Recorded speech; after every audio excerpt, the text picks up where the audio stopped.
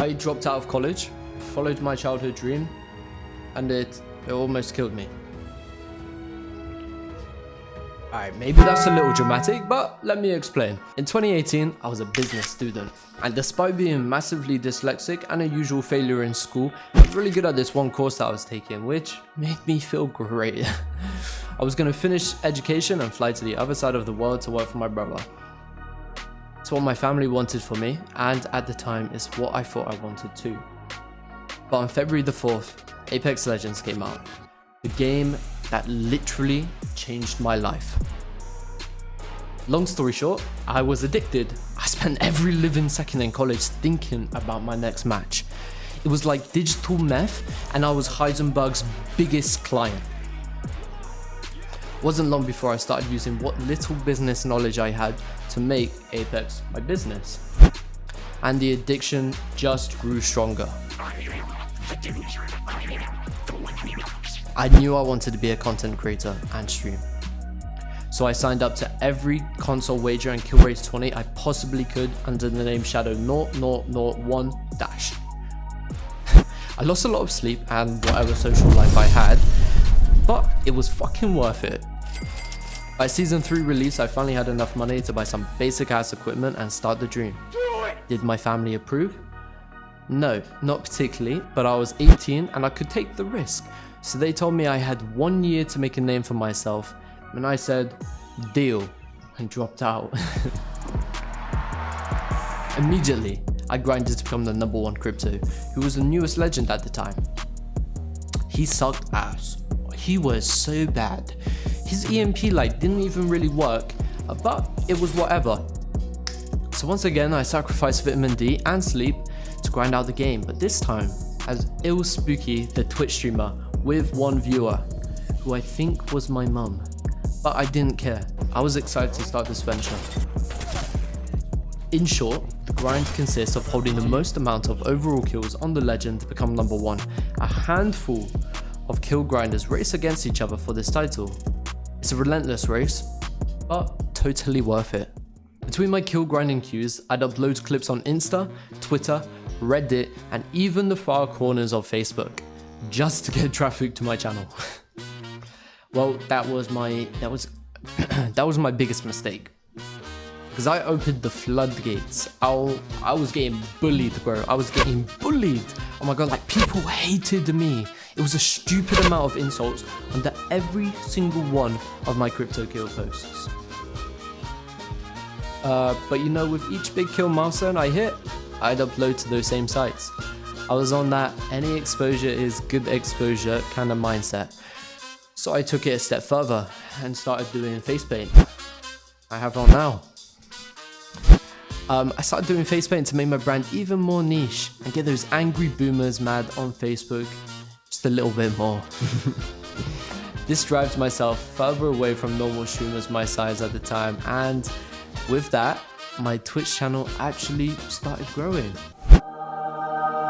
It's now early 2020 when COVID first made an appearance, but despite that shit show, things were going great.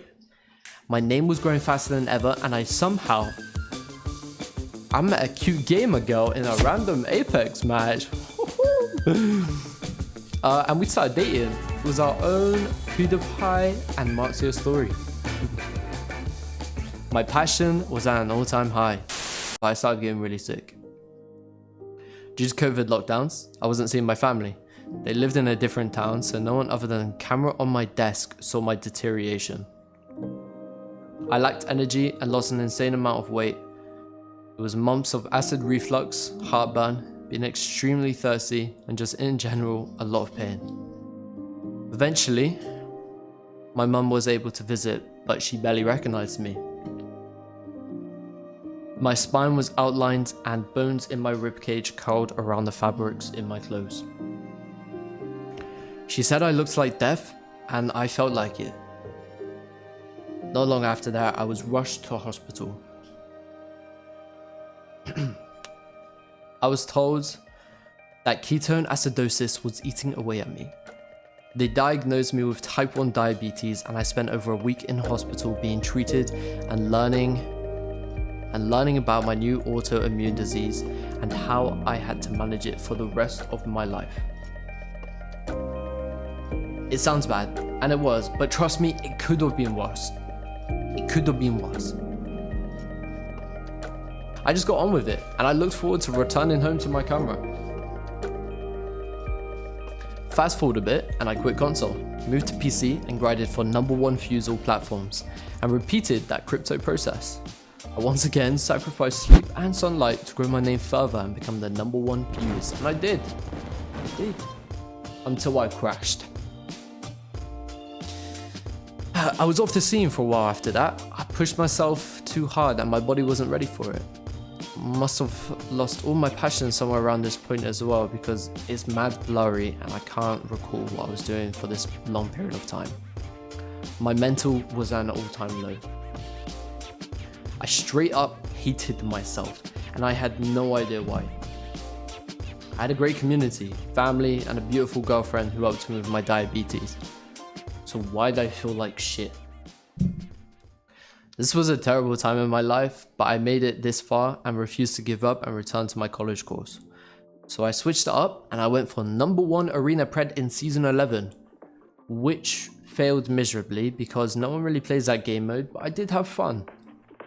I wish they fixed arenas because I would like to return. Seasons passed and I made little progress on growing. I felt like I fell off and lost myself along the way. The end. I'm just fucking with you. My girlfriend pushed my sorry ass to get some professional help. Look, I won't go into detail, but I now take this cool little prescription that I like to call my happy pills, and just like that, I feel like myself again. So after waiting a year and a half, I'm finally back on track and immediately began work on getting a studio built to upgrade production and start in a fresh environment. While this was going on, I rushed into yet another #1 kill grind on a new legend called Newcastle. Was this a mistake? Most definitely. How was I supposed to juggle a new build and grind a crazy amount of hours? Regardless, I tried and became #1 on PC, which I was proud of considering everything I had going on. Around halfway through the castle grind, the studio was built and we're moving in. We have massive plans for the future here, bar streams, watch party area, green screen corner, but for now it's home to 2 awesome streaming setups. I couldn't be more thankful for my community helping me get this far. My inner child is literally bouncing off the walls right now. The illSpooky brand was at a standstill for far too long and I can't wait to revive it. My diabetes hit me hard and it's taken me a long time to come to terms with that. However, I've learned a lot from these bumps in the road and I truly believe they have helped me grow not only as illSpooky the content creator, but as a person in general. My passion is back on track and for the first time in a long time, I'm very excited to work on my dream in this industry. Oh my god! With everything I've learned, I won't be making the same mistakes that I have in the past. So at the start of season 15, on November the 1st, I will be going for #1 catalyst, but this time with a better understanding of my limitations due to my condition. I'm looking forward to returning to the same Spooky that started this crazy venture in 2019.